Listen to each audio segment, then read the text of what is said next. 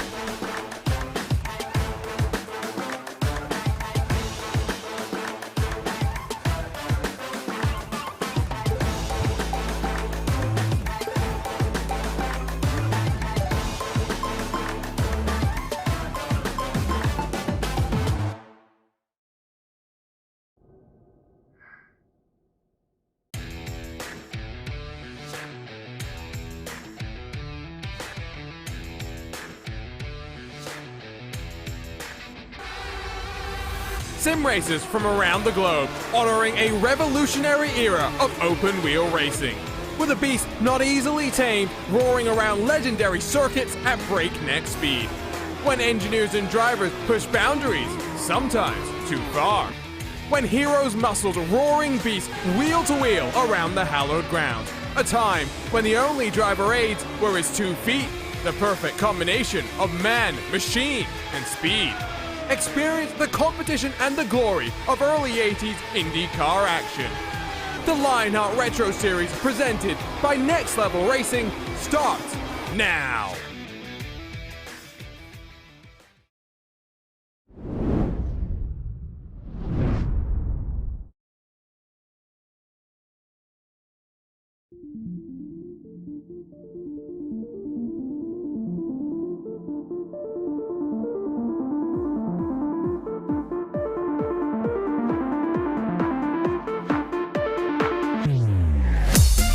In a year of new challenges for the drivers of the 2022 Lionheart Retro Series, it's time to add yet another unique venue to the series history books. As the year winds into its final third, Mike Rasmas has started to extend his championship advantage, but most eyes will be focused on the return of a former champion and a Lionheart heavyweight as Adam Blocker returns to the Lotus 79. Welcome to the first of a doubleheader in Japan. Welcome to the HyperX Grand Prix of Motegi. Hello everyone and welcome back to racespottv and coverage of the 2022 Lionheart Retro Series. The Lionheart Racing Series is powered by HyperX, makers of premier gaming gear like the legendary ultra-comfortable Cloud line of gaming headsets. Whatever you play, however you play, HyperX knows we're all gamers. My name is Arjuna Kankipati. Later on tonight I'll be joined by the delightful Justin Prince. Today, at least for now, I ride by myself as we dive straight into our next level racing pre-race show because we're in for a blockbuster of the 2 weeks. First up, the road course at Motegi, flowing fast and technical with some undulation. Next week, it's over to the unique egg-shaped oval that was built for Honda to attract American open wheel here to Japan. Here's a look at the next level racing series schedule as we wind into the final of the 6 races. 2 up in September and then a couple of weeks off before we head up north to Canada. After that, down south into the shadow of the Gateway Arch for Road America, America's National Park of Speed. We'll play host to the penultimate round and the final road course race of 2022 in these Lotus 79s. Double Points Auto Club, December 15th, the showcase for it all. It's going to be a fun one. That is for sure. Let's take a look at your next level racing driver standings because it is Mike Rasmas who is extending his advantage. However, it is Matt Taylor at the front again. These two were tangoing last year with Aaron Morgan. Unfortunately, they missed out. Taylor in the narrowest of margins. David Seward's keeping them honest as well, and Michael O'Brien, who's shown speed on the road course, is grabbing his first career win in Lionheart Retro Series competition earlier in 2022. Sits in 4th. Ricky Harding slightly further way back in 5th, but only 1 point splits him from Chris Lanini. Only one rookie in these overall top 10 standings, which is a slight shock given the relative strength that we have of the rookie class. A look though at your HyperX team standings because look how close it is. 3 points is all that separates MadWorks Motorsports from Graphics LC, but then it's almost a further 270 points back to Raven Lavoie Motorsports, who find themselves in some no man's land. It's significant. It will be MadWorks versus Graphics LC all the way to the very end. They have very much been the class of the fields so far in 2022. And in a year of some standout rookie performances, it's maybe no shock that David Rodriguez comfortably leads the buttkicker Rookie of the Year standings after the partial run for Rodriguez in 2021. He returns with his RSR by buttkicker team and with some numbers as well. 137 points clear of Luke Daniels and the 40 simracing machine. Rodrigo Munoz, Luis Gonzalez Nunez and Cristobal Valenzuela make up the top 5 in these Rookie of the Year points standings. We talk then about your Gomez Sim Industry Series details and what is Season 6 of this Lionheart Retro Series in Year 9 of the Lionheart Racing Series. We're campaigning in this Lotus 79, a ground effect beast designed to tame Grand Prix tracks around the world, but we've taken it to ovals in America and yes, now to some of the finest road courses that iracing has to offer. Cash and prizes just over $7,000 for our drivers, with our champion walking away with a next level racing GT track cockpit as well as a Moser Racing direct drive wheelbase and Formula steering wheel. We've got 2 of our Triple Crowns down, just 1 more left to play as we head to that final round in Auto Club when double points will be on the line. Will it be a blockbuster championship showdown like we saw with Aaron Morgan and Matt Taylor? I don't know. You'll have to tune in on December 15th to find out all about that. Avatar Auto Racing, of course, splitting ways with 2 of the drivers going forward to MadWorks Motorsports looking to defend a lineal championship. We'll track that storyline, of course, as we work through the remaining portion of this season. Well, perfect timing because as we wrap our way through these post-race graphics, it is now time to look at some on-track action. It is time for Go Fast time. It is time to go qualifying. We'll throw 10 minutes up on the board and drivers will get 4 flying lap attempts. Now, bias ply tires. Traditionally in this series, drivers would expect maybe lap 4 to be the fastest of the flying laps, but today we expect the unexpected in a season where drivers have tried all sorts of different tire strategies. So we'll track that, of course, as we work through the course of this race. And if you're watching live on racespottv, head over to racespot.wtf/Indy to follow along with your favorite team and drivers, thanks to our friends at Timing 71. If you're watching on ESTV after the fact, well, it's even cooler. You can use Timing 71 to go back in time and sync the timing up exactly with the coverage, so we highly recommend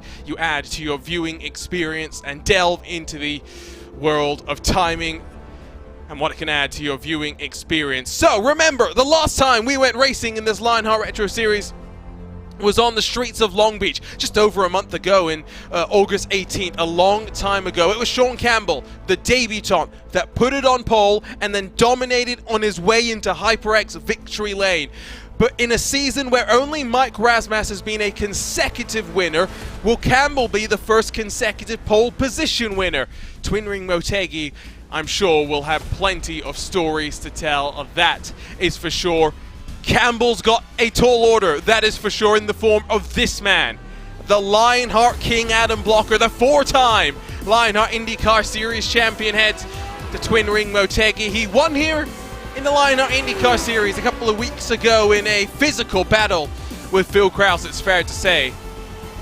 What will it require from the 74 machine as Blocker gets ready to go once again in this Lotus 79? Down the hill into the penultimate set of corners, Blocker making his 31st career start, has 9 previous career wins, 24 top 5s, 25 top 10s, and 3 pole positions. Will he add to it today? We'll ride on board with him for a lap at Twin Ring Motegi. It was formerly known, now though, renamed to the Mobility Resort Motegi. Running yourself in towards turn number 1, a almost double apex right-hand hairpin. Blocker using the curb to maximize the entry. Down a couple of gears, sweep it back, patient on the power, and notice that these curbs are flat, so you can afford to use them. You will see drivers pushing the limits of the track, especially here on the run into turn 2. Murder some cones on the right-hand side.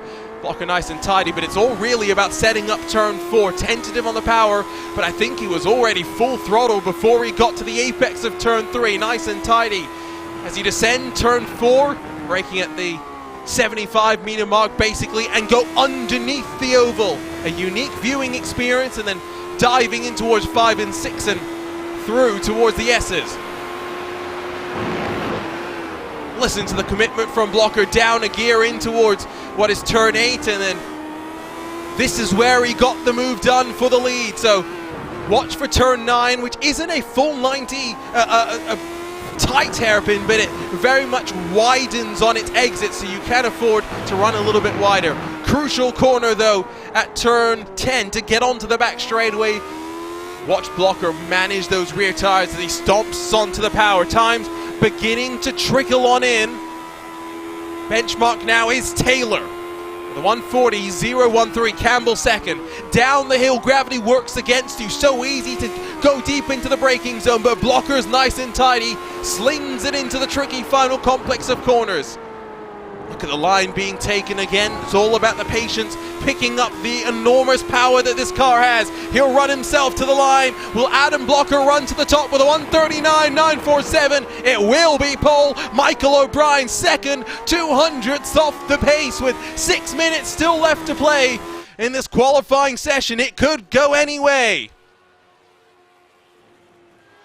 Matt Taylor trending well on what is lap number 2 for him, already winding into the final sector on the lap. Plenty to talk about in terms of changes, not in terms of the physics of this car, but a full revamp, top to bottom graphically from iRacing, has resulted in drivers having to quickly rework some paint schemes. We'll see some rather plainer looking designs through the course of today. So 140.013 for Taylor, his first time by. With half of qualifying done, will the man sitting second in the championship be able to run himself further up the grid? Powers out of the final corner. It's a 39.905, a tenth of an improvement, good enough for pole. now lays the gauntlet down to the likes of David Sirah, the 99 Raven Lavoie Motorsports car next to the line. Slight improvement. It will be O'Brien that goes fastest of them all provisionally, a 39.722, 2/10 quicker than them all. But here comes Blocker once more to the line.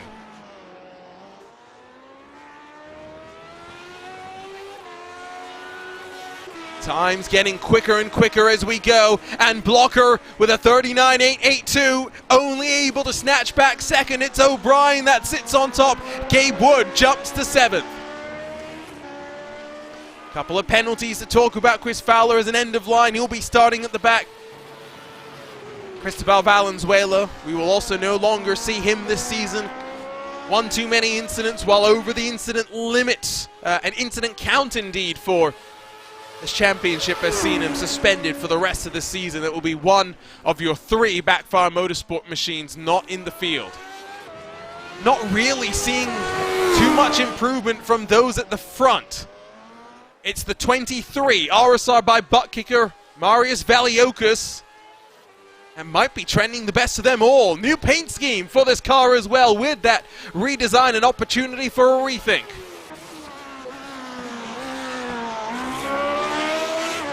Love the sound of this Lotus 79 as Valiokis spears to the final sequence. Nice and tidy, not really fighting the car. Now a big trend upwards indicated, a 39.4227 will be able to get him up into the top 3 rows. Rodriguez's teammate slides behind him into 8th. They'll start alongside, or rather bumper to bumper if it starts as this. Taylor now onto his final lap. O'Brien is as well. They did not improve on lap 3. Can Blocker find more place as he will start his final lap? 39.792. More speed, but still second for Blocker.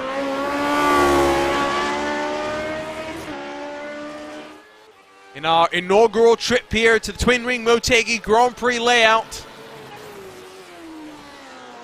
the top 10 cars split by 0.8 of a second.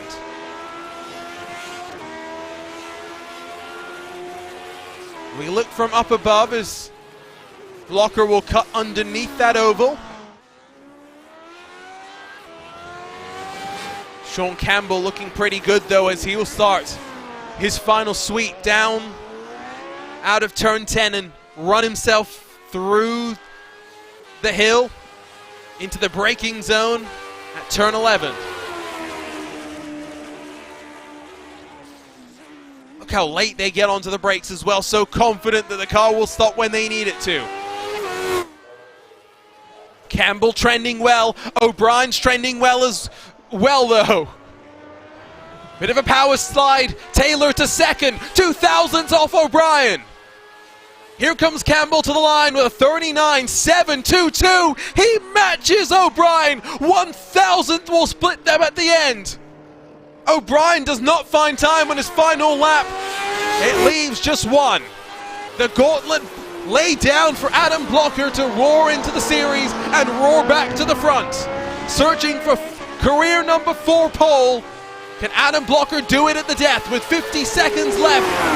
1,000th quicker, but no improvement on starting position. Adam Blocker starts 4th on his return to the Lotus 79s. Top 5 split by 4.5 of a second. Can Luke Daniels, who's running well, of course, in our Rookie of the Year standings, be able to find some grid position, provisionally 20th, will come to the line for the very final time. It's going to be a big improvement, you know, a 41.4, a full second quicker, gets him up to 16th spot.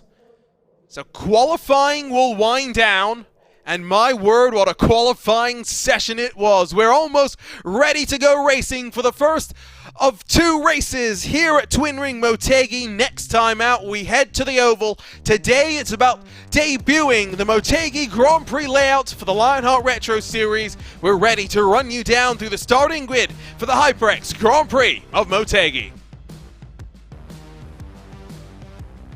And as we look at your buttkicker starting grid, it is career pole position number 9 for Michael O'Brien as he looks for win number 2 in his Retro Series career. Sean Campbell, 400th off the pace. Matt Taylor, then 2,000ths further back. We may be in for a blockbuster of a race. Adam Blocker, the returning champion, lines up on the outside of row 2 with Mike Rasmas showcasing some new colors and some interesting colors for sure, alongside Marius Valiokas, who completes the top 6. Behind them, David Sirwa and David Rodriguez share row 4, while Tyler Graf lines up inside of Gabe Wood, bookending the top 10. Alex Guyon, Chris Reagan, 11th and 12th positions for them, with Adam Frazier and Richie Hearn 13th and 14th spots. Jim Herrick and Luke Daniels 15th and 16th in the 40 sim racing cars, while Rodrigo Munoz in the bright orange of Backfire Motorsports in the 09 lines up inside of Ricky Hardin in the Raven Motorsports Silver number 7. Completing the top 20, it's the traditional teal for Trevor Malone. Paul Jenkins alongside with a big delta through the top 20. Danny Roberts, Robert Mikes, Hugo Gallus and Craig Forsyth. Top 24th, and all the cars with lap times on the board. Behind them, Chris Fowler with his end-of-line penalty. Mark Cohn and Chris Lanini will make up the rest of your 27-car field that is ready to inaugurate Lionheart Retro Series competition here at Twin Ring Motegi. As always, we've got onboard cameras to walk you through. Quick onboard lap, rather formation lap, so let's quickly do that before we get underway. Craig Forsyth has the Extreme Scoring on board. Your complete league management software. Visit extremescoring.info. David Sirwa carries the Gomez Sim Industries onboard camera, makers of high-end esports equipment and controls. Visit gomezsimindustries.com. Richie Hearn carries your Next Level Racing onboard look. Take your racing to the next level. Visit nextlevelracing.com. And Matt Taylor in third rides with HyperX. Whatever you play, however you play, HyperX knows we're all gamers, and HyperX is always ready to game. Well, what are we in for? In our Lionheart IndyCar Series race here a couple of weeks ago, it was a battle, a physical war between Adam Blocker and Phil Krause. Blocker came out on top then, but it's Michael O'Brien that will look to convert from pole position for the second time in 2022. He'll bring us to the green flag of the HyperX Grand Prix of Motegi. We're racing in Japan. It's a great start from O'Brien. Campbell able to cover second. Blocker immediately gets up into third though and sets the momentum and the tempo for this race. Safely through turn 1 though, all 27 cars jockey for position on the run into turn number 2. Couple of cars looking for opportunities. Blocker checked up as now Campbell with a bit of breathing space will now settle into momentum as I believe maybe Chris Reagan has a terrible exit on the run out of turn 3. Danny Roberts, we're seeing plenty of movement up and down. Matt Taylor, crucially, second in the championship and in the middle of the road. The Madworks Motorsports machine drops to the very back of the field. A bit of a breakaway forming now between the front 2 cars as drama in the championship for Matt Taylor.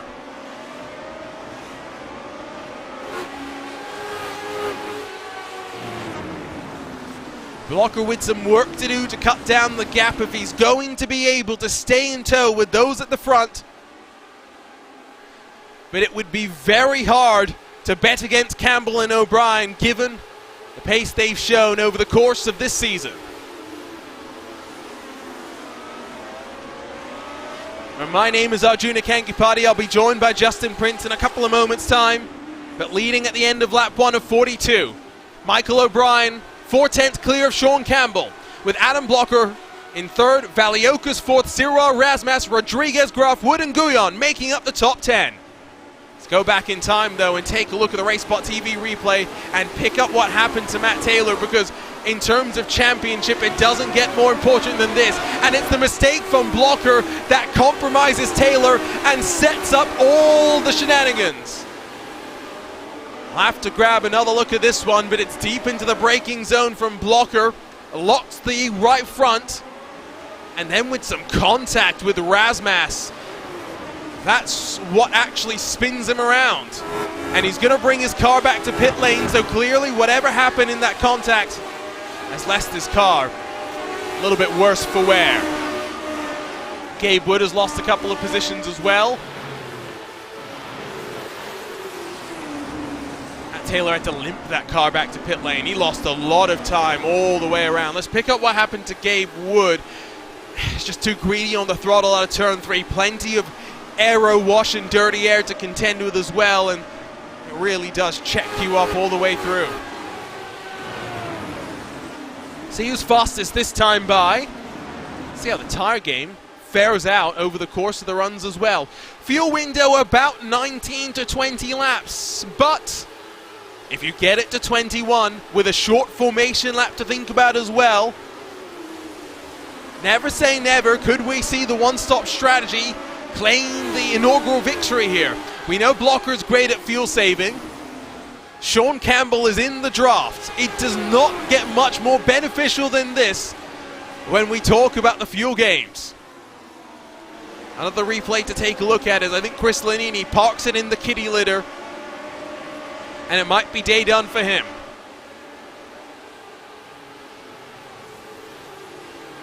Definitely takes the toe to pit lane, but we'll track that. And of course, we'll watch the progression as we close in on lap 21 of our pit stop windows. Some momentous moments for the likes of Paul Jenkins, Mark Cohn, and Matt Taylor. For Paul Jenkins, it's career start number 60. For Mark Cohn and Matt Taylor, it's career start number 40. It will definitely not be the race that Matt Taylor will be wanting to remember. But of course, in this 18-round championship, drivers are allowed to drop their 2 lowest scores of each round, so you would expect Taylor to use this as one of those 2 drop rounds in the championship.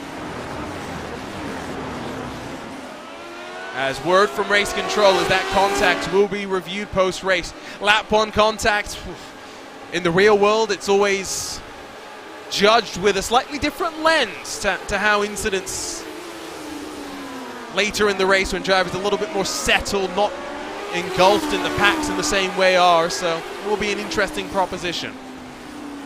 Blocker struggling relative to the top 2, although maybe it's more a case of O'Brien looking to stretch his legs at the line, the gap half a second or so. Blocker only 1.5 back. O'Brien punches in the fastest lap, steals it back from Sean Campbell. I think we're in for a bit of tit for tat here. Rasmus and Sirra have gone back and forth, but it is Rasmus that will work forward back up into 5th. Good start for the likes of Richie Hearn, who now gets in front of Gabe Wood and up into 11th spot in his machine. The Elite West Racing blue and yellow number 70 looking splendid. Always great to have a driver of Richie Hearn's caliber with that real-world pedigree when it comes to American open wheel racing. Don't believe Richie ever raced here at Motegi. IndyCar Series did, of course, race on the road course once after the oval was damaged, but before that, a long and storied history as Honda looked to bring IndyCar to this side of the world. Danica Patrick becoming the first woman to win in IndyCar, and then of course several years on from after the track being built and Honda looking for their very first victory, it was Dan Weldon, the Lionheart himself, that would become winner number 1 for Honda here at Twin Ring Motegi on the oval.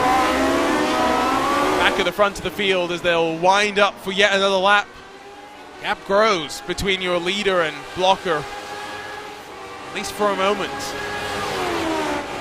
It does look difficult to pass, and as a result, Seeing plenty of groups starting to form. We ride on board with Chris Reagan in the number 19. You can see Alex Guyon in front with those staggered tires. A little bit more traction as you spool the power all the way through these rear wheels. But 9th through 13th really not split by more than 2 odd seconds as through turn 3 Reagan darts his car. Watch the hands, watch the feet. No in-car tools to really talk of. Mark Cohn trying something different, by the way. Notice he came down to pit lane as Reagan has a bit of a moment there. Will now have to fight Richie Hearn, who has a look to the inside, but unable to take advantage. A big old tang slapper there for Chris Reagan. Would have had his heart in his mouth for a moment. Of course, now allows the opportunity for Hearn to close back up. We look rearwards from Chris Reagan and jump on board with our Next Level Racing onboard camera and look over the shoulder of Richie Hearn. Now, one of the crucial things that this rework has done, visual overhaul that this car has received. Yes, unfortunately, it has meant that all the paint schemes have had to be totally redone. But you'll just notice, right? If I can, I might have to break out a slightly different colored pen, unfortunately, because of the state of Richie Hearn's paint scheme. But right here, there's no gap. There used to be a gap right about there. So many things have changed with the graphical nature of this car. Fortunately, not much changes with the actual physical nature of this car for drivers to figure out. Luke Daniels still trying to figure out the final sequence of corners, it would appear, as he has a bobble through that final corner. Now, was there a bit of contact from behind? We'll grab another look and we'll watch the entire sequence. See in front, Trevor Malone battling with Rodrigo Munoz. Oh no, he just loses it a little bit early. Again, if you are thinking, Arjuna, there was never any contact there, just remember, still waiting for Justin Prince to join me here over in the comms booth. DJ Clark, my usual partner in crime over at the Sebring International Raceway, commentating on this real-world cars thing, you know. We can't all be, unfortunately, as cool as DJ Clark commentating with his responsibilities, but we look forward to having DJ towards the end of the season with his experience in this Lionheart Retro Series. Always fun to call a race with DJ, and I wonder what he thinks of this overhaul to the graphical nature of this car. I know Tyler Groff has had a lot of work to do, one of the main painters for the series. Trevor Malone, the latest victim, and this time it's a hard lick into the wall on the exit of turn 10. Forced to take the tow, but one by one, in this very first race at Twin Ring Motegi, drivers having issue. There's already a car around, it should be noted there, and I'm not sure who that is. But actually in front of Forsyth, it's a sympathy moment, isn't it, from him? As he loops it around and will knock himself into the wall. I'm sure that's going to frustrate him.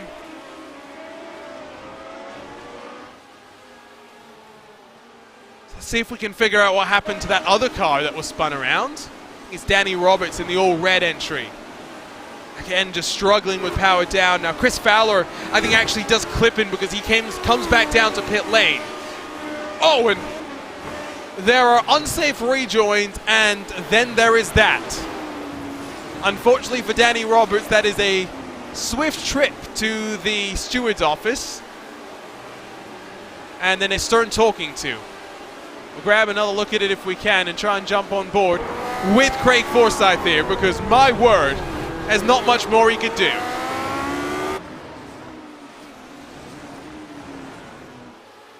Fowler able to release himself from pit road after about 5.7 seconds. Malone 90 seconds, does look like terminal damage. Just seen him jump into our YouTube chat as well. Been an unfortunate race for him here today. So about roughly a third through the fuel run. You'd think with pit entry here being so treacherous, you would potentially want to try and avoid the extra stop. Now, Blocker maybe not so worried about losing ground. He thinks they're not saving fuel in front of him. So we'll have to track that as we have 7 laps in the books. David Sirrell runs himself in 6th in the Raven Lavoie Motorsports car. He is today's Moser Racing featured driver as we take a look at his 30th career start, searching for what will be a 16th potential top 5. Has been very consistent in this series, came in as, I think it's fair to say, a road course ringer, but has adapted to the ovals and has very much found his place there. 5 pole positions to his credit as well, with a few, most of them being on ovals at this point, not just on the road courses. So very much one to watch. Debuted at Watkins Glen early last year. His best finish coming at Pocono, where he put it on pole in the first of our Triple Crown races early April 2022. So our Moser Racing driver profile, David Sirrell for today's race, and you can see right on board with him how close he is to Mike Razmas. No doubting who it is. Read the name on the rear ring.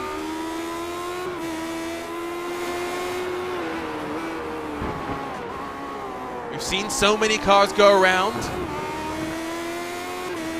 So important to be smooth and calm and precise. A fantastic facility this truly is. Now, of course, no longer the twin ring Motegi, the Mobility Resort Motegi. Built in 1997. Oval last used in 2010. So it's been a long, long time. We'll see the, of course, staple GT, Super GT and Super Formula Series, of course, come here, but Grand Prix motorcycle racing coming here as well, of course, a lot. NASCAR Cup Series held an exhibition race here where it was the first race where Dale Earnhardt Sr. and Jr. competed against one another. The moment that was. So Craig Forsyth rolling back down onto pit road. Been a difficult day for so many, but we're joined now by Justin Prince, who commentates usually alongside me on Wednesday nights in the Lionheart IndyCar Series, the voice of the Lionheart Speedway Series. JP, delighted to have you join us here at Twin Ring Motegi, and what a fascinating road course this is. And it was an interesting race with the IndyCar Series. We're in for an interesting one with fuel mileage with these Lotus 79s. Lotus 79s always put on some strong racing, of course, just having the recent updates, especially with some of the car graphics with them. And it's been an intriguing one when you look at how things have fared out. Sean Campbell doing Sean Campbell things, keeping things tight. You also have a lot of hard drivers trying to be able to sort themselves together to make sure they're good to go in the fuel mileage. That was a huge talking point, remember, with the modern day cars. We're already seeing a stop and fact for Wood.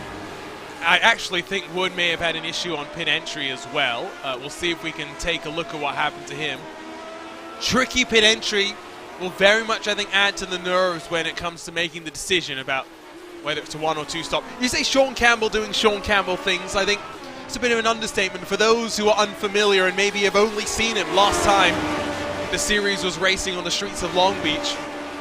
Sean Campbell, one of the dominant forces in the Precision Racing League, another series we see here on racespottv. So very much someone adaptable, open wheel, tin tops, the lot. He can perform in them both. Let's take a look then at what happened here to Gabe Wood. So you'll see pit exit, entry rather, off to the right, and he actually loses sight of where pit entry is. I have a feeling that will also be an unsafe pit entry for poor Gabe Wood. Yeah, he thought he seen the pavement, it looked like, there for a good moment or 10, and just instead of going off to the pavement, obviously, off into the sand trap he goes, just thought he was going on the right mark, just didn't see where he needed to go, goes to the wrong side of the commitment codes, essentially, in that sequence. Meanwhile, there goes a car. Bye-bye goes Robert Mikes. That was a big old hit. He got basically stuck himself into the wall. Pushes wide, overcompensates on throttle, and Yeah, there's no recovering from that one. As for the lead, Sean Campbell takes advantage of maybe a mistake from Michael O'Brien, but after 10 laps of patience from the RSR by buttkicker car, Michael O'Brien loses out. Sean Campbell takes the point. Still not backing down O'Brien, though, looking to try and get the switch back. He's got some decent pace. The problem has been he's gotten a bit of the wiggles, starting to get really loose, it appears, on these corner exits. Now O'Brien trapped on behind, trying to find a way to poke around. And guess who's looming in the background? It is the inevitable Adam Blocker, who runs in third now, just over a second away from second, well and truly within drafting range. And if Blocker can catch, have no doubt that he will try something different when it comes to the pit strategy. 11 laps into this race, of course, halfway through the estimated fuel run. Plenty still to play for. In a series, in a year as well, JP, where this series has visited so many tracks for the very first time, and we're not done. We still have the Circuit Gilles Villeneuve left to add to the Retro Series history books. And not expected to be a competitive one because there are plenty of overtake sections. A very tight racetrack, absolutely. The run up towards that final chicane to the wall champions, one of the prime passing chances potentially, as well as the run up into Lepengo before that casino straight. So that will be a major talking point, I think, when you go to Montreal when it comes to the Lotus 79s. We've seen, though, the scrap build up here, though, because remember the last time we're on the road course together in the booth, Blocker had to close up 5 seconds with a different tire strat? He's been able to do raw pace things again by 8/10 a lap last time he closed into the leader. And it wasn't just that he had the raw pace, right? It was the willingness to get the elbows out, which is so important in open wheel racing. The willingness to put your car where someone else maybe is not willing to. Let's grab a look at this sequence. You can already tell how defensive O'Brien was feeling in the moment, almost sliding wide through the opening sequence of corners. Then proactive in the block. Campbell throws the dummy in. Oh, a big tank slapper there from O'Brien. Campbell sails around the outside, cool as a cucumber. Almost looked like he may have stomped on the brakes so hard it caused it to stabilize. Just looked very wiggly loose on that entry as he tried to decelerate to make sure he entered the corner. But now, the top thing for O'Brien is he is really trying to charge these corners, struggling to do so. That's costing lots of ground. That can make him vulnerable and quickly for Adam Blocker if he gets up there, and when he gets up there is the better term. Very curious what we're going to see when it comes to the tire calls as well. Will someone gamble and try and take a tire here? I'll be shocked, but never say never. That is for sure. For Sean Campbell, I think we said one of 3 drivers in Lionheart Retro Series history to win on debut in this series. Of course, the first ever winner in the Retro Series technically is also a recipient of that mark, but feels a little unfair. Sean Campbell, fastest lap of the race at 39.372. Now that's almost 2/10 quicker than O'Brien. It's almost 6/10 quicker than Blocker, who clearly had a mistake in the end of that last lap. Like I mentioned, Sean Campbell doing Sean Campbell things. You mentioned the versatility when it comes to driving. Races in various different series with all kinds of different cars. Seen him a few times pop up with his own camera at some point, Sergione, from the soup aisle. With his last name, of course, being Campbell. Yeah, we're not allowed to talk about Sean Campbell's camera antics anymore after what he did in the Precision Racing League a couple of nights ago. I think Richie Hearn has had an issue, and indeed he has. Around goes the Elite West Racing machine. Drops outside of the top 10 and down into 12th position. We'll pick up what happened to Richie in a few moments' time. But yeah, Sean Campbell has very much scared some of our racespottv commentators, Joey Tebben for one, with the intensity exuded through the camera at the end of one of his wins recently. You already know what I'm talking about. I've seen that, yeah. Yes, now you know where I'm going with this one. What, you don't like intensely staring down your opponents that are watching you on the broadcast when they launch back to be able to establish your dominance? I feel like he's staring me down as a commentator, though. I don't feel like he's really really doing too much. O'Brien very wide through the final corner, dips the two left sides into the grass, checks some of his momentum up into turn one, but that's not going to compromise him too much. Should see him still be able to hold on to that position. Here is the look at what happened to Richie Hearn, at least the aftermath of it, and again, just seems to be on power delivery, a little bit over-eager as we jump on board and we ride a look. You can just see the rear end stepping out and the hands trying to spin it back into control.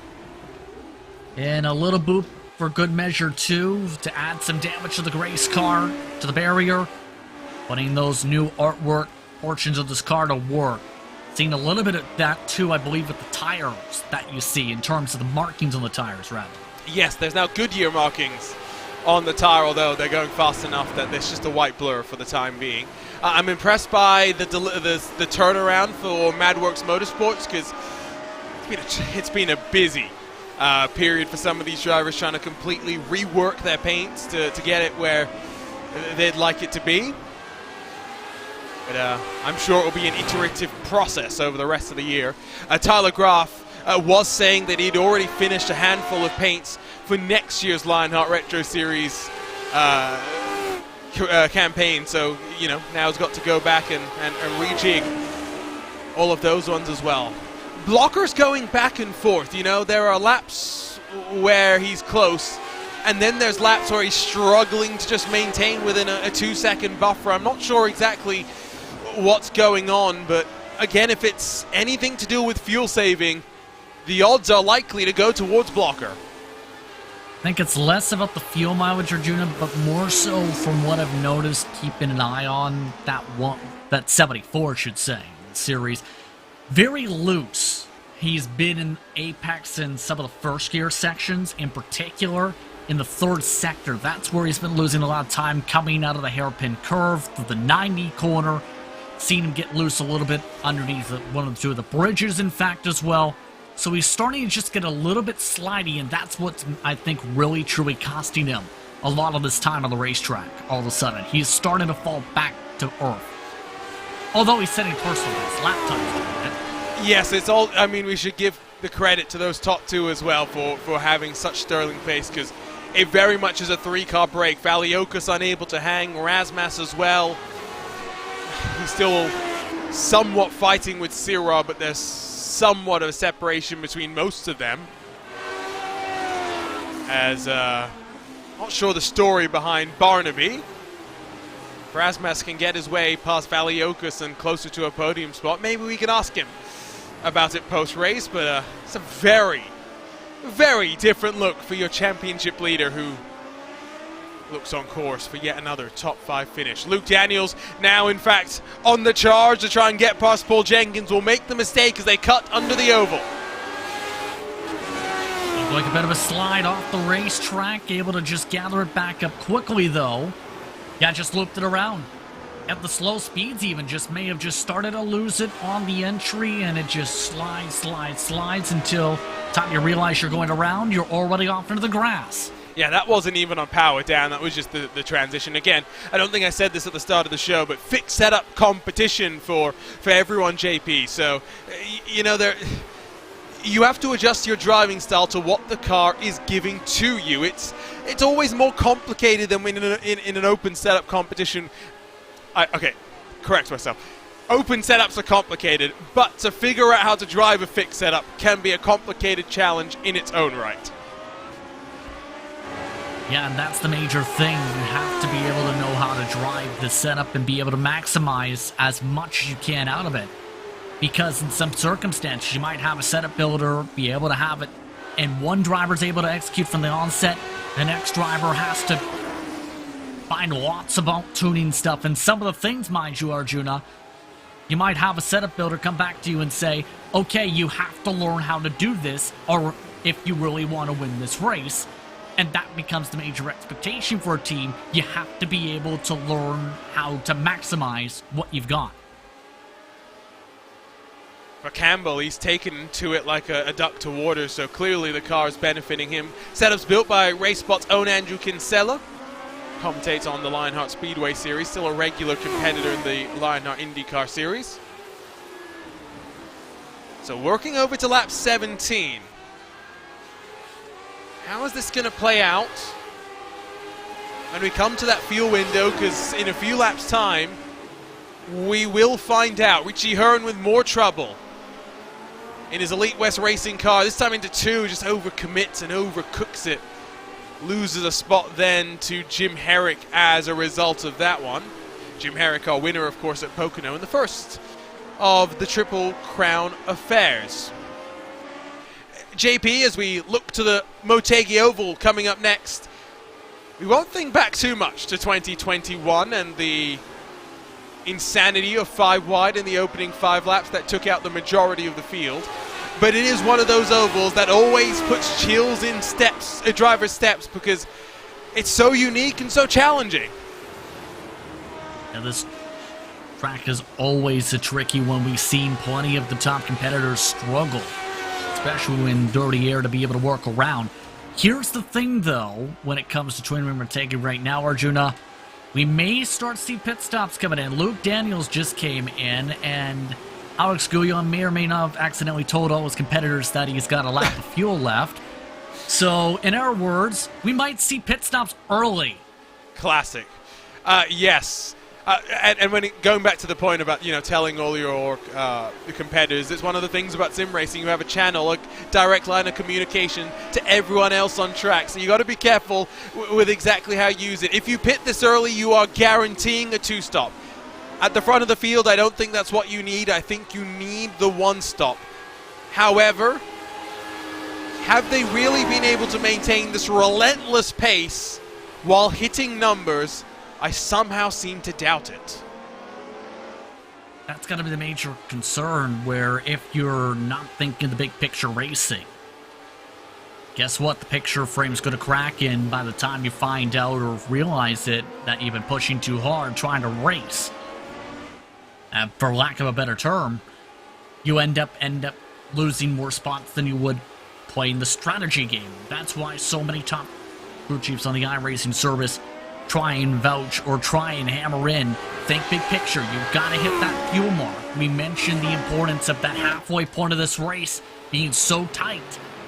And we mentioned that was a talking point with the IR18 for the last race for Lionheart at this track as well.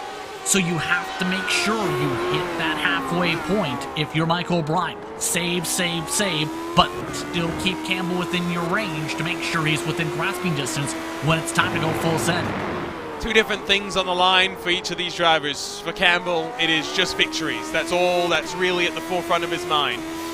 When it comes to Michael O'Brien, surely he's thinking about how he can close the championship gap to Razmas, or at the very least, get closer to second, or just get points for MadWorks Motorsports and the HyperX team standings compared to their rivals in Graphics LC. But here's the commitment from O'Brien. He is going for the 2-stop. He peels to pit lane.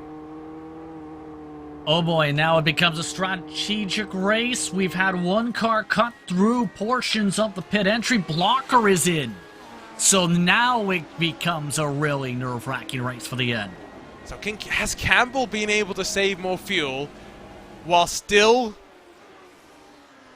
being one of the fastest cars on track? That is amazing, I tell you what.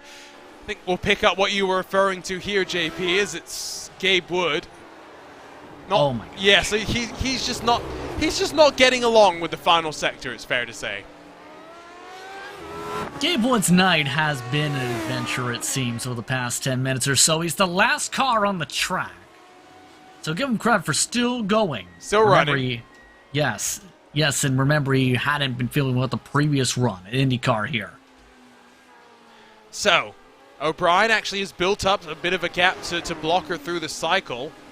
2.2 seconds, so good execution there, not just in getting into the lane, but no pit limiter, of course, for these cars. It's just about balancing that throttle with the RPM. So we're guaranteed a 2-stop from O'Brien and Blocker. Does Campbell respond on this lap as Richie Hearn as well as Ricky Hardin will roll out of pit lane? Look at the 26 car. Stage right he goes, coming to pit lane. We've got a battle as Campbell rolls into his box.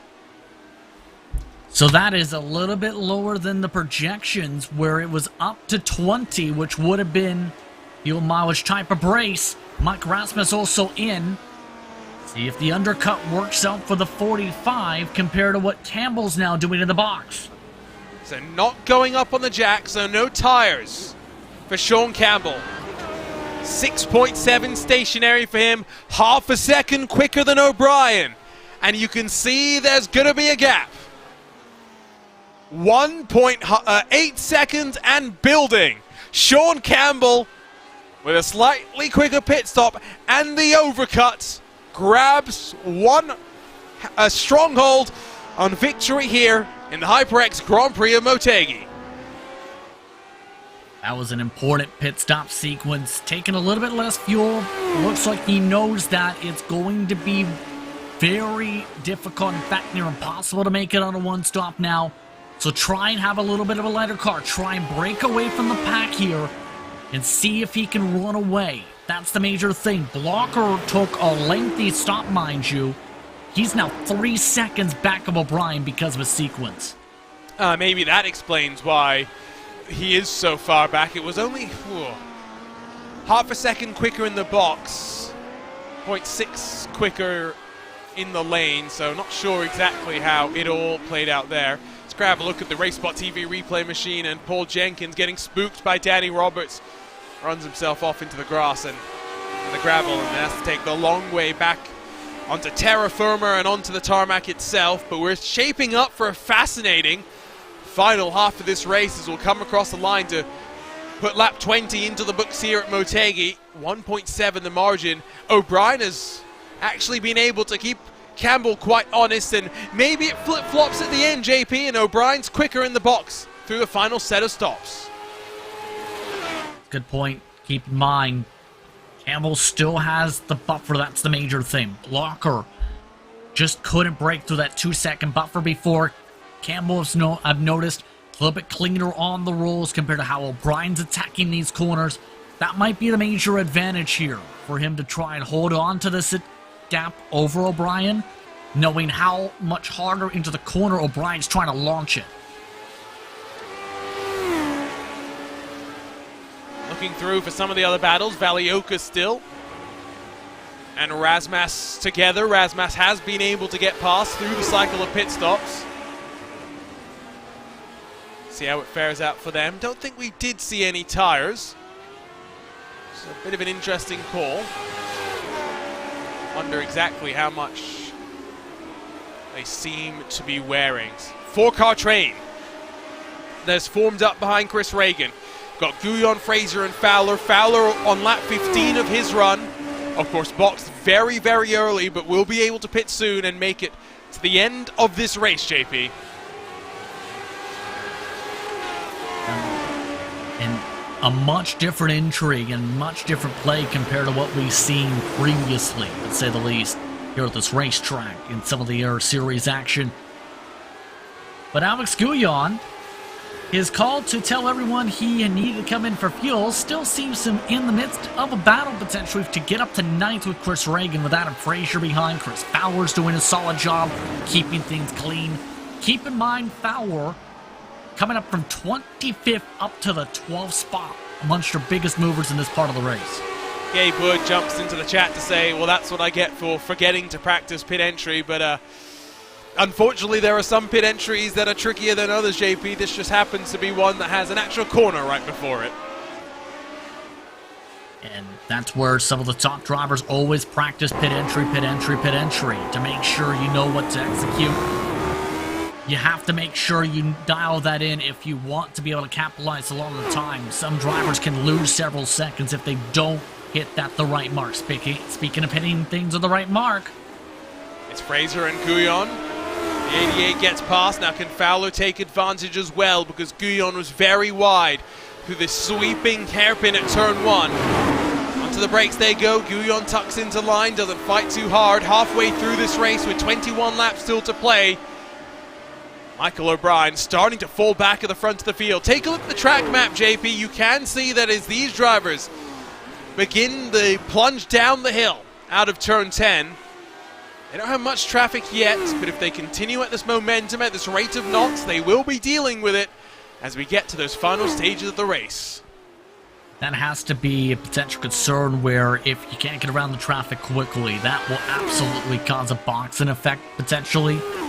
Because if you end up having to ride behind even for a corner or two, that can cost you 3, 4, 5 tenths of a second. And that's where your patience really gets tested if you reach these drivers at the wrong spot. Still a ways out, yes, but it's at least 3 corners up the track, so it has to be at the back of Campbell's minds now, coming around 20 to go. Not too far away, that is for sure. Baliokas and Razmas will continue to be that fight, I think, to watch inside of this top 5 as they built the separation to David Sirois, who at one point was part of this battle pack. 27 ended up starting this race. We're down to 22 left running. All of those cars left on the lead lap. First to retire was Chris Lanini. We saw Matt Taylor retire on the very same lap, though. More significant, of course, is Taylor by virtue of being second in the championship, but for the HyperX team standings, for both Madworks Motorsports and Graphics LC to have lost a car, quite important in how things shake up in a championship race split by single digits. Trevor Malone, then in 34, had his issue. He will finish 25th. Robert Mikes, 24th in the 17 machine, and then Gabe Wood with his couple of moments in the final sector. Our most recent retiree in this race. The biggest mover for now, of course, is Chris Fowler, but that will reset very shortly when he takes to pit lane. Doesn't mean Chris Reagan, who's had his ups and downs at +3, JP, at least for the time being, is one of the biggest chargers other than Mark Hone. And Chris Reagan keeping things fairly solid as well tonight, just trying to stay out of trouble, has stayed out of trouble for the most part. That's what you need to do if, in a lot of cases as a driver, just pick off drivers one by one. If they come up to you opportunity-wise, run at your own tempo. Don't overexert the car if you don't feel comfortable with the overexertion of the car. We'll say this when it comes to the case of Fowler. That is a lengthy amount of time if I'm looking right in how he may have stretched things, or at least played things here. I think he'll be okay as we see him go on the charge and get in front of Reagan. I think just recognizing that as the car gets lighter, it very much picks up in pace, and so that when someone behind you has the impetus to get past, it's maybe better to recognize discretion is the better part of valor. You're watching racespottv and coverage of the 2022 Lionheart Indy Retro Series. We're live for the first of 2 races from Twin Ring Motegi. Today it's the Grand Prix layout and the HyperX Grand Prix of Motegi. We'll be right back here with a run to the checkered flag as Sean Campbell continues to extend his lead at the front of the field in the land of the rising sun.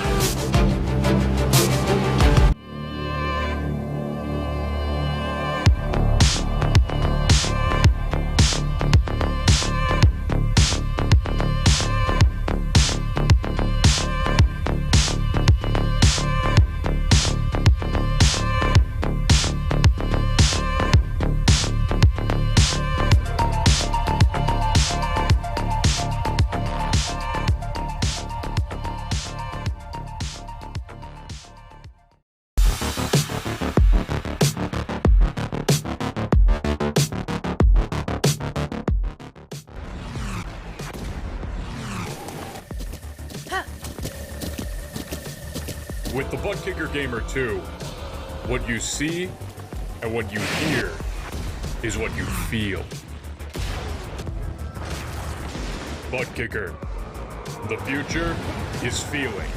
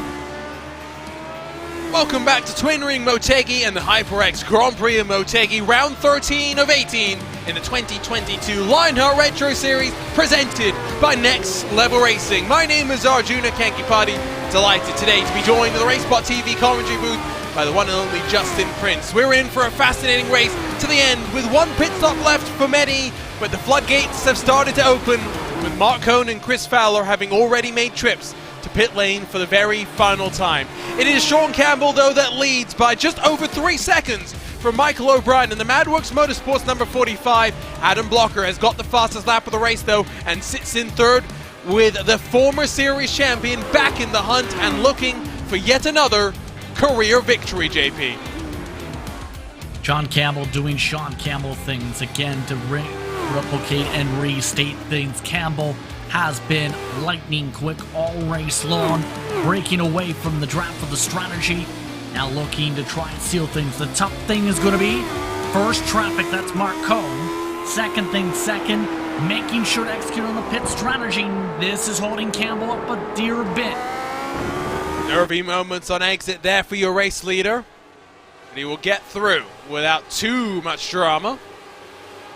And into turn one, will put a car between him and those chasing him down. Next time by will be 15 laps to go, well and truly within the pit window. David Siwa had indicated a couple of moments ago he's about 10 to go, or 12 to go, excuse me, so about 10 now. It's not that far off the end. It is very much the definition, JP, of a splash and dash to the end. It's going to be a tight window, about 7 to 5 to go for some sequences for drivers. I think that'll be a very nerve-wracking time for some competitors. Others like Fowler, I think, have a chance maybe to pick drivers off here as a result of some of the stops and the difference marks. So it's just the now of making sure you don't make a mistake in terms of how you enter that lane, how you enter the box, especially with how things can settle around. The more traffic reached by Campbell in the wrong spots, the more things can get intriguing for this fight for the lead. I think it should be fun as well, that's for sure. Even if it's not a wheel-to-wheel fight, the battles within strategy often can be more fun than people will give them credit for. Craig Forsyth will be, I think, the third car to come to pit lane for the final time today, as is number 53, 40 sim racing car, stops in the box, hits his marks. Mark Cohn will get back in front of him. Those two now 1 lap down officially. Is Valiokus one of the other RSR by buttkicker machines? Still embroiled with this fight with Razmas for 4th on track. About 10 seconds back from the leader, as Razmas has a couple of technical issues, but as it runs right now, Valiokus has been unable to find a way past, and these are nervy, frustrating moments for drivers up and down through the field. Yeah, especially knowing one bad mistake, one bad move, one technical issue, and your entire run can come up in smoke. I say that because Mike Rasmus may have just had his technical gremlins pop out and come up in smoke. He is off the track with the technical issue. Rasmus is out of the race. My word. Matt Taylor, second in points. Issue early in the race, and now Mike Rasmus with the technical fault, looking at a 22nd place finish. And again, drop weeks will play its part, but JP Rasmus has already availed himself of a couple of drop rounds. He cannot afford instances and things like this. Now the pressure gets even more intense for Mike Rasmus, because we both know how good Rasmus is, especially with this car. He loves racing this car, especially with how fun it can be. He's made runs in the past in the NASCAR's Road to Pro ladder and made upset runs at sometimes. But this is something that's going to be high pressure if he wants to try and win this championship absolutely now. Where now, he can't even let a tire off the track Speaking of tires, where did Michael O'Brien just go? He's in the pit lane. I'm curious about this call. We know the car gets faster the lighter it is, but he did not burn the fuel tank. And in fact, I think Michael O'Brien has crashed from second on track. Yes, I think you're right. He's out of the car. I don't think he crashed it. I think the motor may have blown. He's out of the car. Otherwise, he would have stayed in it. We might have to take a look at this because we'll have to look at it and figure this out and listen potentially. Maybe it was on the downshift where he compromised it. That's my first inclination. Listen and ride into turn 1 on board with the 45 Madworks Motorsports machine of Michael O'Brien. You can hear it, over aggressive with that first gear downshift. Threw the car into a gear where it never should have been. And as quick as that, two cars, two major cars with championship hopes find themselves waiting in pit lane. Unreal is an understatement here as Sean Campbell comes in a little bit early, a lot earlier than expected here for this stop. But at this point, the championship has gone up in smoke, to say the very least. I'm not just talking about the motor smoke. Yeah, whoa. There are moments that define championships. This likely will be one of them. Does this give the opportunity for David Sirois to close on Rasmus, with him now being up in second spot? Would tie his best finish? Of course, he's likely to slip behind Campbell, finish on the podium at the very least. But my oh my, how things will change, JP. How things will change, how things have changed, I think is the better term at this point. With how things have broken out here, this is a disaster if you are a championship contender. Because, again, you do not want to have to rely upon drops to be able to keep in the championship. We've already seen it on Speedway, in Speedway, I should say, where some of your top contenders are now getting in trouble because of the drops that they've had to utilize. And guess what? How retro it might really come into play. Next time by will be 12 to go as what's been a miserable day for Richie Hearn continues. And I think this time it was through the final corner where he had this little moment, but yeah, it's definitely not been the easiest of days. As we'll take a look here, under the bridge, under the oval rather, in towards the final corner. Way too much speed on the entry, and there you can see those new Goodyear logos on the tires as Richie Hearn spools them up and gets it back onto track. Yeah, not been a pretty day once again from him. But of note, Mike Rasmus is back on the track. He has to. He's not the last car running, though. He's ahead of Mark Cohn. In fact, he might still come up with spots because there are a couple others he can pick off here to recover something. Might be. Oh. Now, top 15 is probably asking for too much. But that's maybe going to be the goal for Mike Rasmus, who currently, by the way, runs in 19th, as we see Adam Fraser, by the way, in the 88, rolling down towards pit lane. So if Rasmus finishes 19th, he scores 26 points. If he finishes 15th, it's 30 points. So 4 points that could be the difference in a championship that in 2021, Justin Prince, was decided on countback after Aaron Morgan and Matt Taylor were tied on points. We're tied on wins. I think it went back to second place finishes to crown the champion. And again, if you are a championship contender, you don't want to have to rely on the count back, because these are the types of races where you look at the counts and say, what could have been in some circumstances?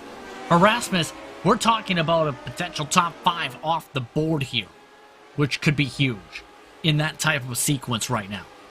Chris Fowler's got to be thrilled with this, JP.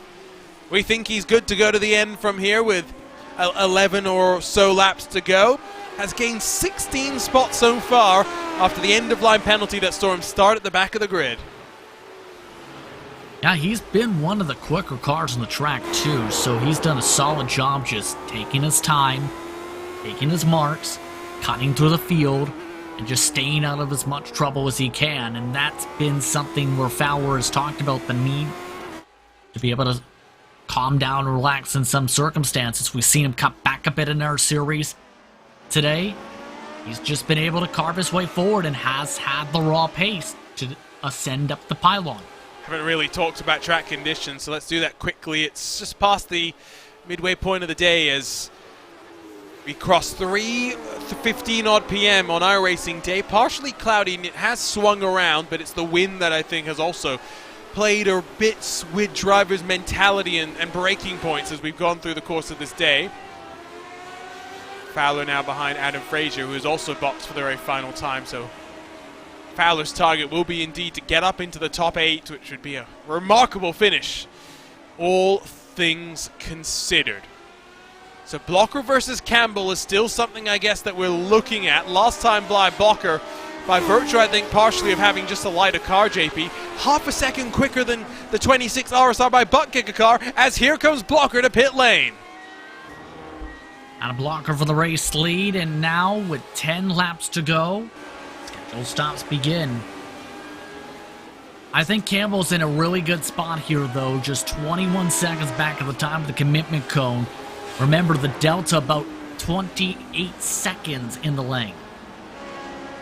See, for Blocker, what happens here is he drops, or rather rolls and goes. I think it's going to be closer than I think you maybe thought, JP. Yes, Campbell will already be through into turn 1, but it's only about, what, 1.5 seconds. I think Blocker's still well within shouting distance of being able to challenge for the victory here with 10 laps still to play.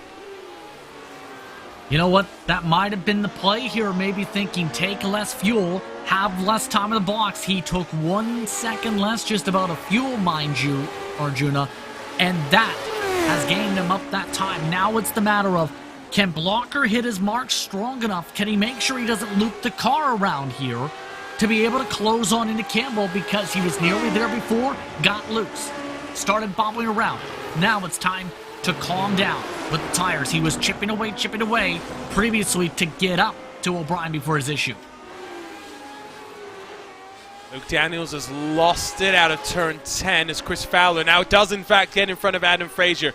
13 odd seconds up the road to Tyler Graff. Don't realistically expect him to be able to close that with the time that we have remaining, but it might be curious to see exactly how much these drivers will fight through the course of these last remaining laps. Here's a look at what happened here as Daniels just on power loops it around.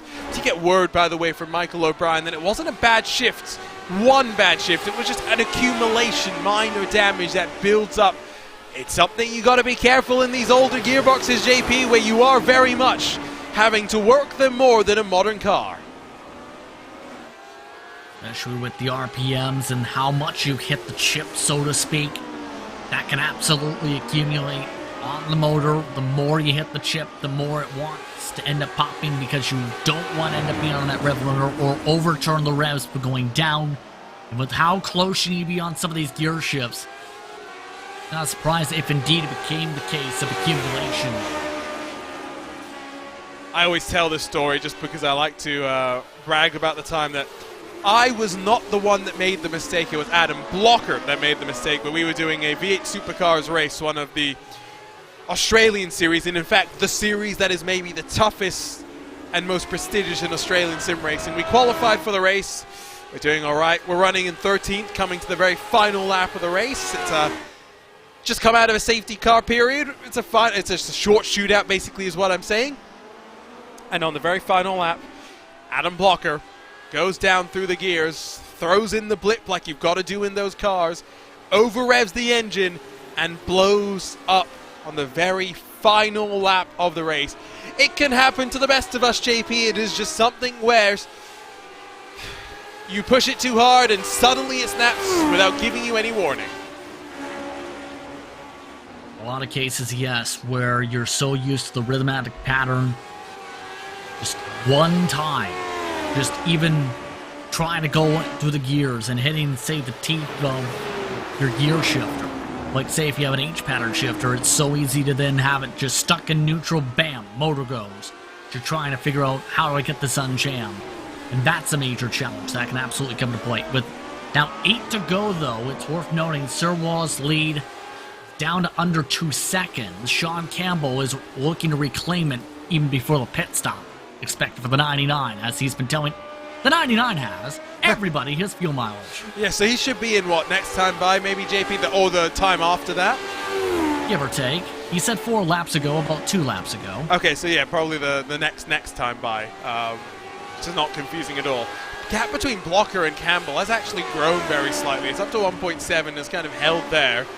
It would be a shout for Sean Campbell to walk away with a second career victory after taming Adam Blocker in a feisty battle all the way to the end and maintain a 100% record of wins here in this Lionheart Retro Series. And I gotta say, I wonder if the reason why he's enjoying this car, JP, is because it's so raw. A lot of the cars that he'll be racing in for other of his RSR by buttkicker commitments will have traction control, will have ABS. They won't be raw, brutal, and always trying to basically kill you, like this car tries to. I mean, a lot of drivers, Arjuna, actually, especially those who are in those type of series, also love the vintage cars, especially not just the 79, but also when you think about the stock cars from 1987. They love how you have to fight them. They love loose cars. They love cars that depend on driver skill. And that's the major thing we've seen with Campbell. The skill levels have been there. He seems to really love to slip and slide around these racetracks. And in turn, he's worked out really well throughout this entire night once again. Now just looking to slip and slide his way back to the top of the pylon. The tough thing is, though, that gap is chipping away again with Blocker. He is closing.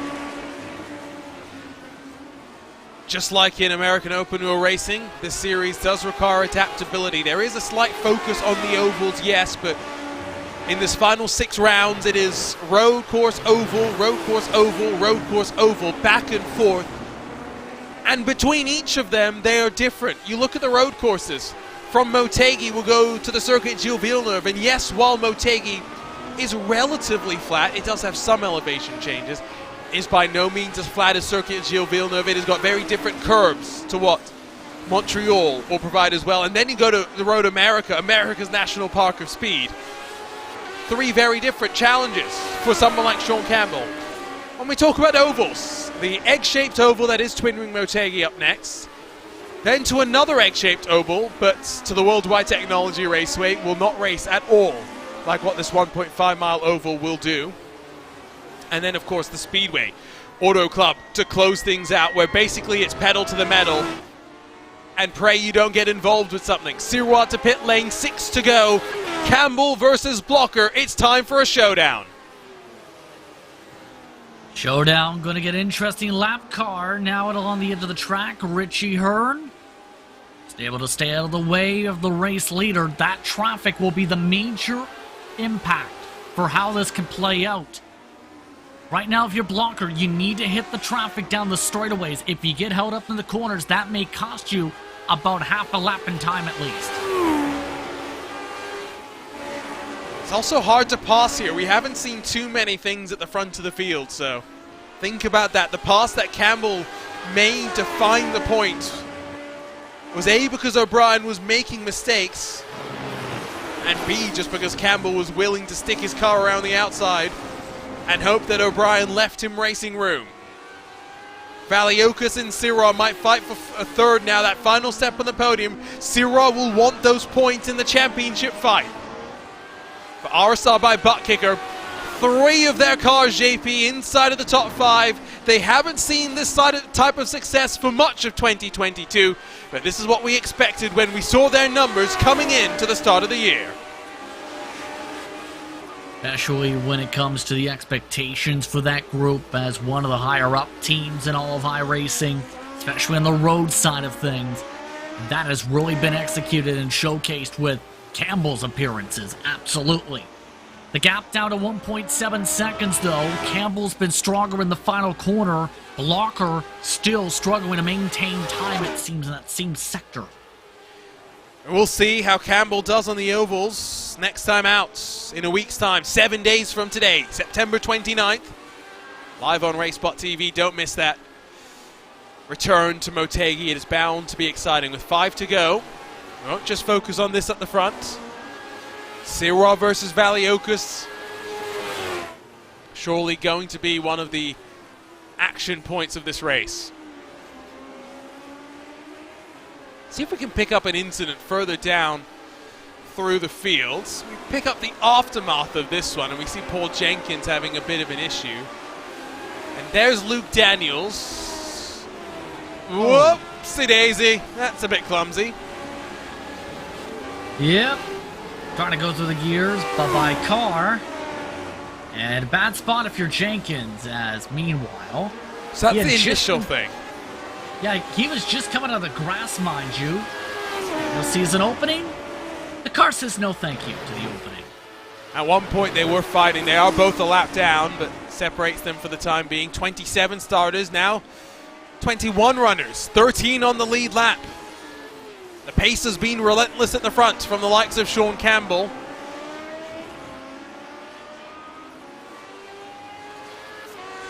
Noting in the YouTube chat one of the other RSR by buttkicker drivers jumping in. As Isaac Snyder says hello, there's Alex Guyon, very slow and now has lost out to Frazier, might lose out to Reagan if he's not quick enough to get back up to speed. Here's a look at what happened to him, JP. Indeed, and 08 machine. Bit of a slide. Ends up going overcooking a bit of the corner, it looked like. That cost Guyon some spots. Now he's up for grasp to lose the ninth spot. Blocker, by the way. Fastest lap. Yeah, he is getting quicker with the lighter car, and that may be the big gamble. Is there enough time, though? 39.1 to a 39.4. So 3/10 quicker. He's got to close and then find the opportunity. Where is Campbell weak? Remember in the IndyCar Series race, JP, he had plenty of time to dive into the strengths and weaknesses of the private label team hype machine of Phil Krause. Well, Phil Krause was building houses in victory lane, it seems. And keep in mind, Blocker had to work for that win in IndyCar. Now the matter is, can he find the speed he needs? That's the difficult part as we take a look at the battle for 13th. Keep in mind, Roberts just came out of the pit lane. So his car might be a little heavier relative, depending on how much fuel he has put into the car. These are the drivers. The first of those, 1 lap down. Closing on 4 to go in their battle further back. Sirwa and Valiokas, something to track as well, as they'll round turn 10, but are we full focus on the leaders? They cross the line once more. 1.5 splits Campbell from Blocker. 3 laps to go, and Campbell roars back. He takes back the fastest lap of the race. Those purple laps continue to trade again, though. Campbell looking good in the technical section of the racetrack, is starting to send it a little bit harder. Pull that gap a little bit further. Blocker forced to back it up a little bit. Time winding down in this one. Opportunities running out. Craig Forsyth off into the gravel now. It's been a rather careless race for some, JP. And one where drivers, much like what we saw at the Hungaroring, have been fighting the track as much as they've been fighting one another. Well, this is the type of racetrack that's very difficult, right? We mentioned the difficulty of the pass. It's very difficult to maintain a rhythm here. We've seen that for some in IndyCar. We've seen it a lot tonight with how loosey-goosey these cars can be. Blocker has absolutely fallen off a cliff this lap, though. 3/10 lost already. Might this be race done as Blocker pushed those tires beyond their point of thermal work? Find out. It will be 2 to go this time by. 20 plus seconds the gap between first and third. O'Brien was in the fight at one point. It has very much been 3 cars on top here. in Japan. Some more lap traffic, of course, will play its part. Sean Campbell well and truly in control of this race. In the fight for the final step of the podium, Valiokas increasingly under pressure from David Sirois. There's going to be enough time for Sirois. Different on the strategies. Bit heavier car potentially for the 99. Just needs to close up. He's too far back to even send a lunge at this point. You see the door? Will it be Valiokas covering inside or outside? Different corners, you will see different defenses, of course. Sounds silly to say that, but in these corners with the curbing, you want to maximize the width of the track where you can. Guyon, another issue. Same corner, it would seem. Nope, this time it's the other side where you cut back through the oval. He drops now down to 10th. Holding on potentially to more valuable points for Raven Lavoie Motorsports. His teammate David Sirois in that 99 car searching, of course, for the podium spots. Time is running down. Front of the field, Sean Campbell down the hill for the penultimate time. It's 2 seconds that splits him from the returning series champion Adam Blocker. But Sean Campbell has just one lap. Has just 4.8, just under 3 miles left to go back to maintain a 100% record in the Lionheart Retro Series. Done so by establishing his dominance again on the racetrack, just stretching this gap further and further. A full 2 to 3 tenths quicker a lap the past couple to stretch away from Blocker. What a night it's been for Campbell, just continuing to show why he is one of the top talents to jump in throughout the season now. All the Lionheart competition seemingly going from strength to strength. Richie Hurd and Ricky Harding will swap around on the jockey into turn 2. David Sirois still too far behind Valiokas to throw a lunge, in towards turn number 2. Sean Campbell. Does he have the kind of pace to do what Sage Karam did in the start of 2021 and dominate this championship? On the road courses, undoubtedly. The question about the ovals, we'll have to find out, JP, next time we return. It's Motegi in 7 days' time. That'll be the major thing. We know Twin Ring Motegi's oval can be wild, but for Campbell, it's been anything but wild. It has been calm, cool, and collected time for the 26. We think he was just the 3rd driver in Lionheart Retro Series history to win on debut, but the history books will show Sean Campbell will be the first to go 2 in 2 on debut as he roars in Motegi to win the HyperX Grand Prix of Motegi. In front of the defending, or rather returning series champion in Adam Blocker, the margin of victory, 2 full seconds. Sean Campbell has announced his arrival on the Lionheart stage. And what a run for Sean Campbell tonight, holding off the Lionheart King. 3rd spot holding off for Marius 2. What a strong night for Sean Campbell. For RSR by buttkicker, 3 cars inside of the top 5. It does not get more special than this. 27 starters, 21 finishers, 10 on the lead lap. Attrition played its part. Never underestimate the road course at this Twin Ring Motegi facility. With the car streak across the line, this will be one that many are glad to finally put in the rear view mirrors, but they will return to an equally frustrating and challenging oval. 42 laps later, it is a 2 in 2, 100% strike record for Sean Campbell in the RSR by buttkicker number 26. He's on top as we take a look at our simrace247.com unofficial race results. 2 seconds is the margin of victory at the end, but cool, calm, and collected. The plaudits go to Sean Campbell.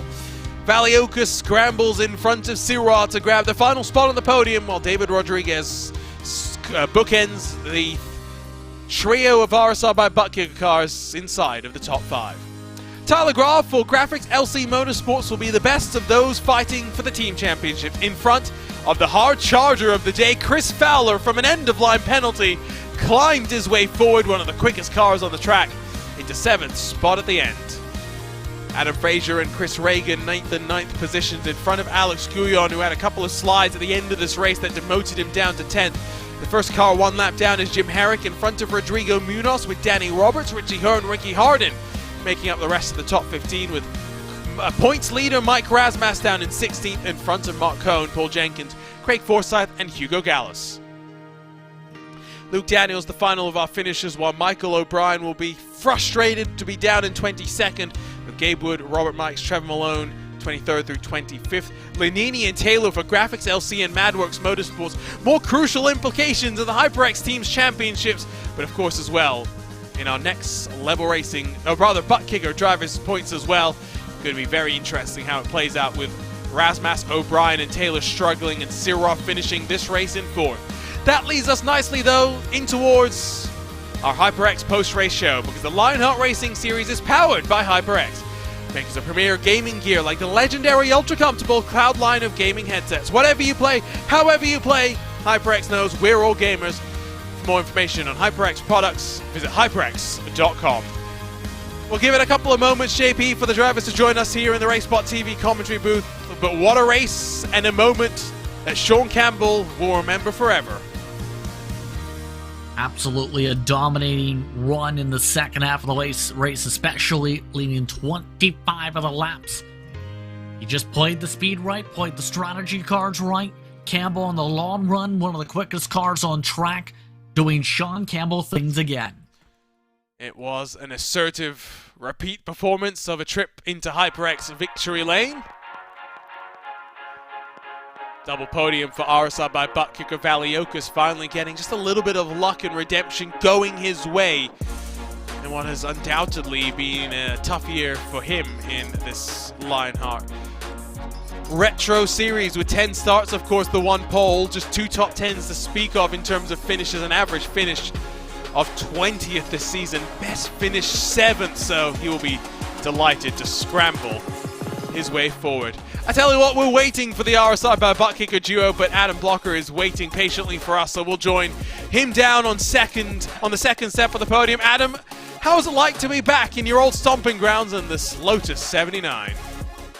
Yeah, it's been a while, I think 3 years, and the car's definitely changed a lot, so I had a lot to learn. Like, I think just from last night I found 2 or 3 tenths, so yeah, definitely looking forward to get more seat time. But yeah, it was a really good race. Like, a couple of the guys had a really good pace, like especially O'Brien and Sean. I didn't really get to see what Taylor's pace was, because unfortunately he got caught up on a lap 1 incident. But yeah, those guys were really fast, and it was a really fun race. Of course, you work in the NTT IndyCar Series paddock, but with the season having come to an end, can we expect to see you maybe a couple more times? You've still got the Circuit Gilles Villeneuve, as well as the trip to Road America left to come in terms of road courses. Yeah, I'm not sure. I definitely want to try to do 1 or 2 more. Not sure which ones. Maybe in like one of the short ovals too, like Gateway or something like that. But yeah, I don't know. It was just a lot of fun, and yeah, I really hated to see Michael have his engine problem, probably just over revving. That really scared me, because I was kind of taking liberties with that too the whole race. Yeah, it gave me flashbacks. Yeah, so I was taking liberties with that, so you know, that got me a bit nervous. But yeah, I mean, I think you know, I had a shot at the win, especially if I would have qualified better, or if you know, if I hadn't been so slow in the first stint. Does it feel a little bit weird to not have some in-car adjustments to some degree relative to what you're, you know, now getting, or rather much more used to with the IndyCar? Yeah, it's a lot different. I mean, the whole car handles a lot different, especially with like the staggered tires and everything. But yeah, the bars aren't adjustable. You do get adjustable brake bias, but the brake bias is adjustable in like 0.5% increments, so it's a really big change when you do it. But yeah, I mean, I don't know, the brake bias adjustment was pretty powerful today, but yeah, the first few laps are just hard, because it feels like, I mean, they're locking up fronts or oversteering. It's kind of like no in between. At least I couldn't really get a hang on it, so. We'll ask you about that lap 1 incident then as we wait for the RSR by buttkicker guys to come and join us. But it did seem as though you were struggling with the cold temperature in the tires, went a little bit deep. Taylor, looked to the inside and then just a 3-wide racing incident. Talk about it from your perspective. Yeah, I mean, I just brake where I normally did and turn 5 and locked the right front slightly and missed the apex. And yeah, like Taylor got a good run. I didn't really see what I just saw in my mirrors. They crashed, so I didn't really see it. I got to watch it back. Well, we'll let you go, Adam. Thanks for joining us. Great to have you back in this Lotus 79. Hopefully, not for the last time in 2022. Yeah, thanks George for letting me back, and yeah, thanks you guys for calling the race. See you guys sometime. Adam Blocker, at the very least, we'll probably see him a couple of times on Wednesday nights for the Lionheart IndyCar Series. We'll jump over to HyperX Victory Lane, where hopefully we're joined now by Sean Campbell. Sean, do we have a copy? I think you do. We got you loud and clear, buddy. Another victory on racespottv, this time in the Lotus 79. Once again, 100% winning record. That was a rather tough victory, though. You had to fight a little bit for that one. Yeah, Adam was coming back at the end, and Michael at the very beginning where we were battling. I couldn't get past him. It was difficult to follow, but he was managing to do it a lot better than I was. Once I just waited for I guess a mistake. He was very consistent though. I think I might have jumped him in the pits though. You say you waited for the mistake, but you were also confident enough to go to the outside and really send it under braking. How was the car changing over the course of the runs, especially as the fuel burned off? It wanted to turn more. Basically, the simplest way to put it. It had to move the brake bias back, or forward rather, a little bit, but not by much. But it was pretty consistent. It didn't want to slide at all, or no, rather, it did want to slide at all, but in like a controllable way, You're someone who likes to challenge yourself across many different cars. Where does this car excel, in your opinion? Where do you find the joy in driving this? On turn-in. It really wants to turn in like really hard, so it's really fun to try and control it. Thanks for joining us, Sean. Congratulations on yet another victory. Now, though, you've got to do it on the ovals in 7 days' time. That's going to be tough. Sean Campbell looks to continue the 100% winning record next week. No pressure on him, of course.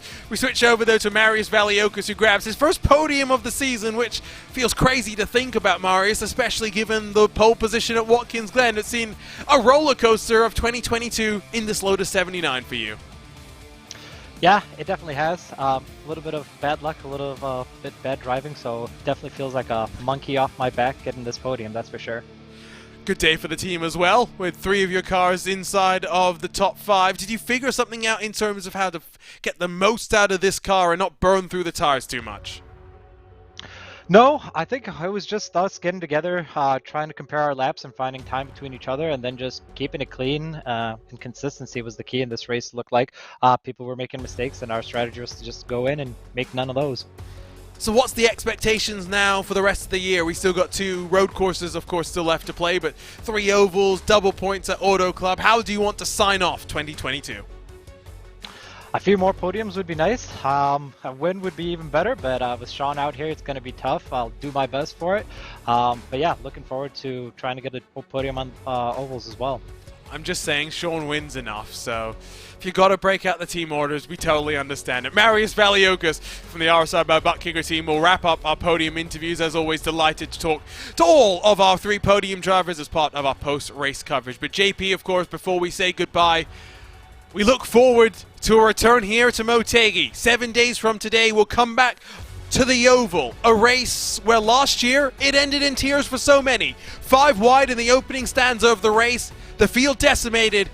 It played out from there. Drivers will be looking to avoid the same thing, especially those mixed up in the championship picture. I remember watching that race as part of the recap side of things last year. I'm pretty sure you can still hear some of the horror screams from the last time Can hear me Lotus screaming. 79s. Yeah, it was something else last time out. Part of me wants to see it go 17 wide at one point. I know you don't. My voice does not. Plenty of Lionheart action, of course, coming up as well. We'll talk about that in a second. One final look at your Next Level Racing Series schedule, though, with now just 5 races left to play. A week's break between now and our next race, but then 3 weeks before again, back-to-back. Separation a bit more frequent through the end of this championship, and I always think, JP, for those at the front, for those fighting for something, it creates a lot more tension as you wait from round to round. Yeah, that tension I think going to really pick up with Montreal, as talked about right after the nerve-wracking oval race up next. But when you look at some of the road courses up next, Road America is going to be a very difficult race. The pressure's going to be tight, I think, if you want to be able to win the championship, knowing how big some of the trouble was for drivers like Rasmus, for O'Brien, especially here tonight.